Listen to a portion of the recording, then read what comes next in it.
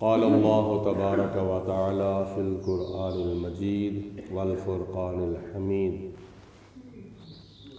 سورۃ طٰہٰ کی آیت نمبر 51 ہے، جس میں اللہ پاک نے ارشاد فرمایا فرعون کا دربار ہے اور حضرت موسیٰ علیہ السلام اور حضرت ہارون علیہ السلام اللہ تعالیٰ کا پیغام دینے کے لیے سینہ تان کر ببانگ دہل اللہ کے پیارے نبی اللہ کی ذات کا پیغام دے رہے ہیں کہ اللہ ایک ہے، اس کے سوا کوئی عبادت کے لائق نہیں، نہ فرعون خدا ہو سکتا ہے اور نہ کوئی اور بت خدا ہو سکتا ہے۔ یہ اللہ کے نبی کی جرأت ہے،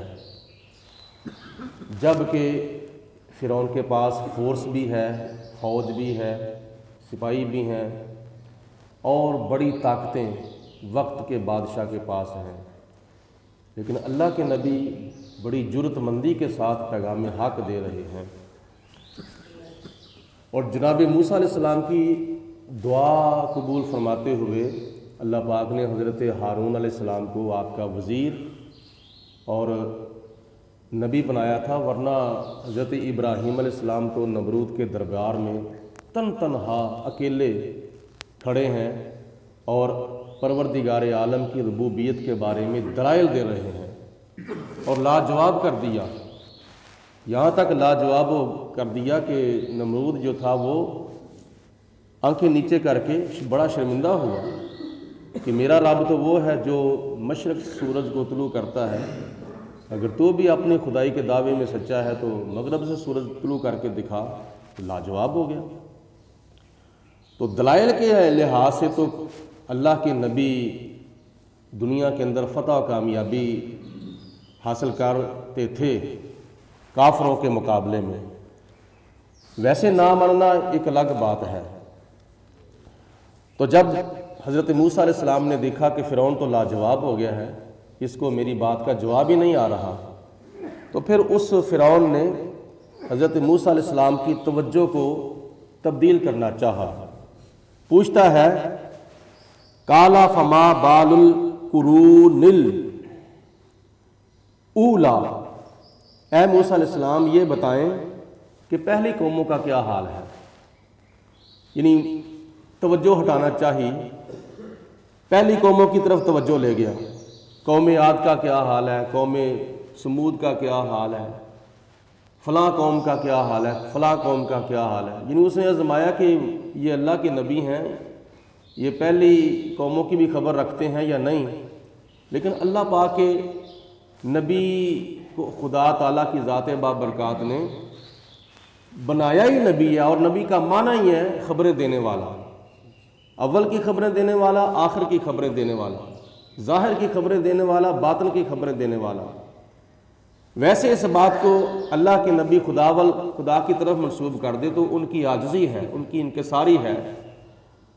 تو نبی کو تو ایک لمحے کے لیے بھی نبی نہ مانا جائے تو اللہ کے نبی کی نبوت کا انکار ہو جاتا ہے تو وہ بندہ کافر ہو جاتا ہے۔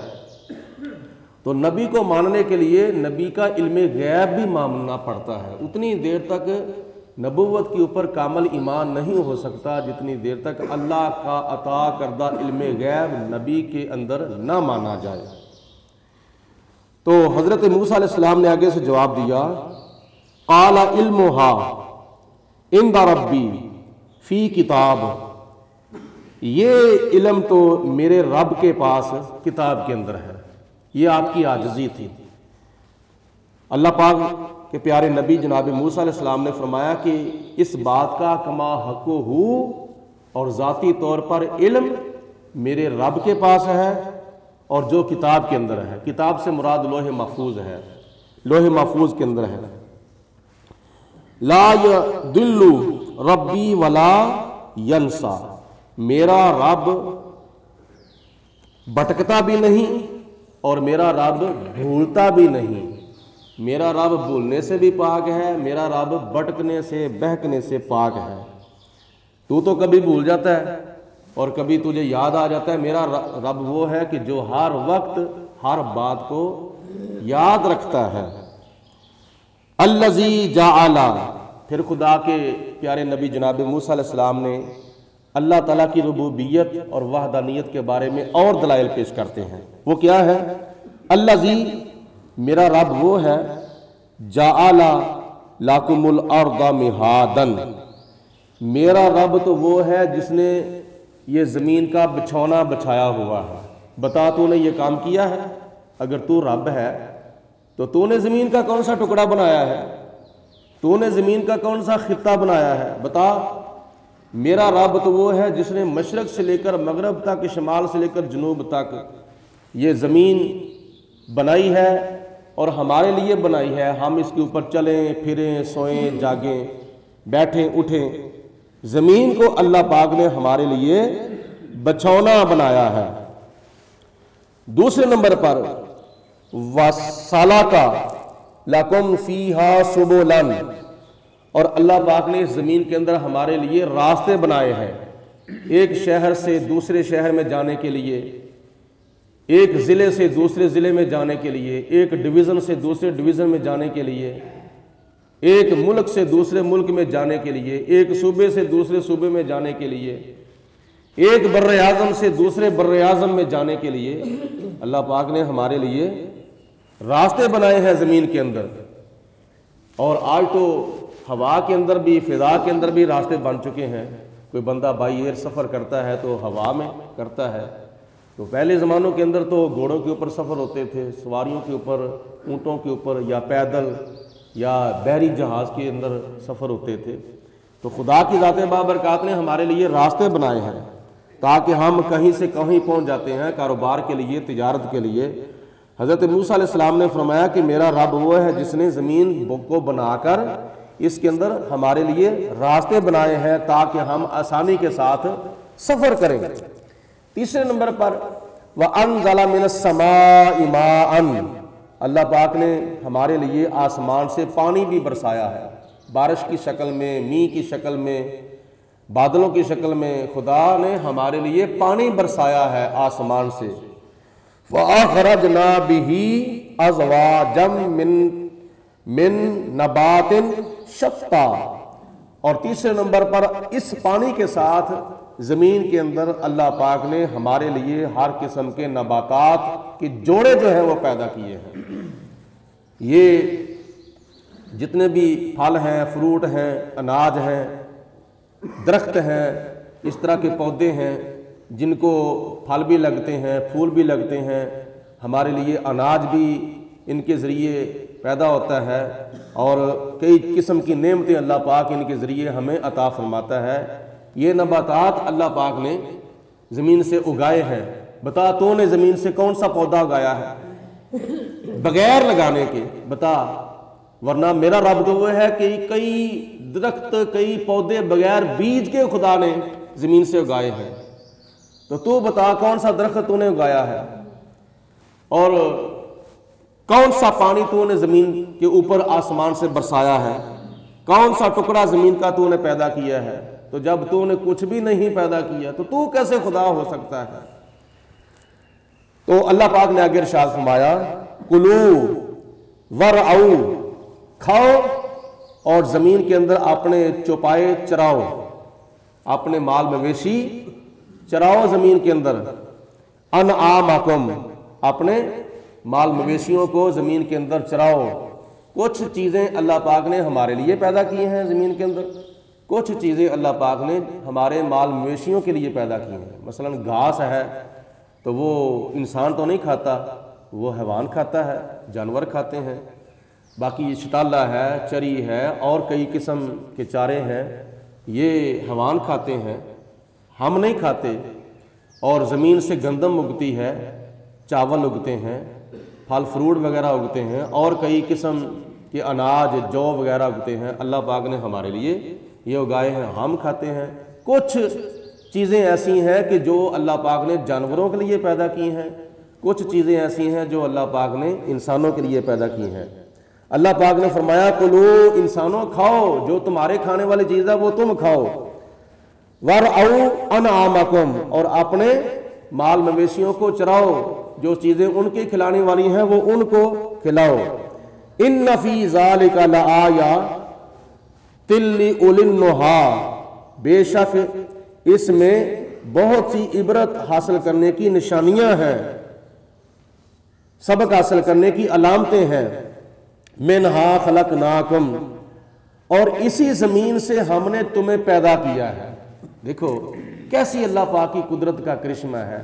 مِنْہَا خَلَقْنَاكُمْ، اس زمین سے ہم نے تمہیں پیدا کیا ہے۔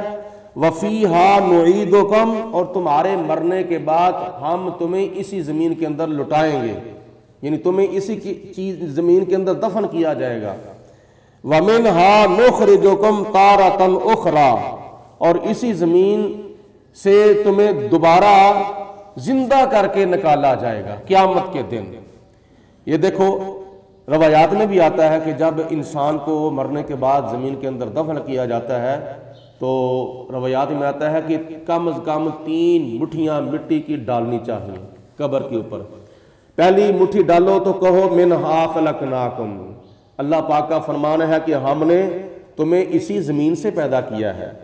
دوسری مٹھی ڈالو تو یہ لفظ پڑھو وفیہا نعیدکم، ہم تمہیں اسی زمین کے اندر اب کیا نام ہے لٹا رہے ہیں، دفن کر رہے ہیں۔ وَمِنْهَا نُخْرِجُكُمْ تَارَةً أُخْرَىٰ، اور ایک وقت ایسا آئے گا کہ جب قیامت آئے گی تو اسی زمین سے ہم تمہیں زندہ کر کے باہر نکالیں گے، اٹھائیں گے زندہ کر کے۔ یہ نماز پڑھتے وقت بھی ہمیں جب قیام کی حالت میں ہونا ہوتا ہے تو اس وقت اپنی جو نگاہ ہے سجدے والی جگہ پہ رکھنی چاہیے، اور دل کے اندر یہ نیت کرنی چاہیے کہ اسی زمین سے اللہ پاک نے ہمیں پیدا کیا تھا اور ہم نے مرنے کے بعد اسی زمین کے اندر دفن ہونا ہے۔ تو اس طرح کے جب خیالات ذہن کے اندر آئے گے نا تو پھر دنیا کا کوئی خیال جو ہے وہ زمین اپنا دل کے اندر نہیں آئے گا۔ تو دنیا کے تمام خیالات و نظریات اپنے دلوں سے نماز کے دوران نکالنے کے لیے اس طرح کے خیالات پیدا کرو کہ جب کھڑے ہو وہ تو نگاہ سجدے والی جگہ پہ رکھو، اور ساتھ نیت کرو کہ اسی سے ہم پیدا ہوئے تھے اور اسی کے اندر ہم نے جانا ہے۔ اور جب رکوع کرو تو اپنے پاؤں کے اوپر اپنی نظر ہونی چاہیے کہ جب ہماری روح نکلنے لگے گی تو ابتدا اور آغاز جو ہے وہ ہمارے پاؤں سے ہوگا، اور جب اتحیات بیٹھو تو اپنی نگاہ اپنے سینے کے اوپر رکھو کہ کچھ وقت کے لیے ہماری روح جو ہے وہ ہمارے سینے کے اندر آ کی جگہ رک جائے گی، تاکہ اللہ پاک کی یہ رضا ہے، یہ منشا ہے کہ میرا بندہ اب بھی توبہ کر لے، یعنی دل کے پاس آ کے رکے گی، اب بھی توبہ کر لے، اب بھی توبہ کر لے، اور مرنے سے پہلے توبہ نصیب ہو جانا یہ بڑی خوش بختی ہے۔ تو پھر اس کے بعد بندہ توبہ کرتا ہے تو ٹھیک ہے، نہیں کرتا تو پھر خدا تعالیٰ کے حکم سے فرشتے روح کو جو ہے وہ سر کی طرف لے جاتے ہیں، اور سر کی طرف سے وہ روح جو ہے وہ نکل جاتی ہے۔ اللہ پاک ہم سب کو قرآن مجید فرقان حمید پڑھنے کی اور سمجھنے کی توفیق عطا فرمائے۔ وآخر دعوانا ان الحمد للہ رب العالمین۔ الصلاۃ والسلام علیک یا سیدی یا رسول اللہ۔